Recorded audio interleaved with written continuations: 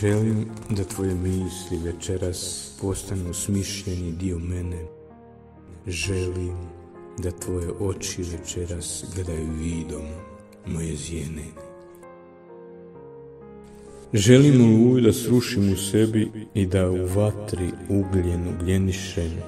To što ja želim drugom ne bi dao, jer u mojoj se želji teško diše. Neka u tami sjevaju munje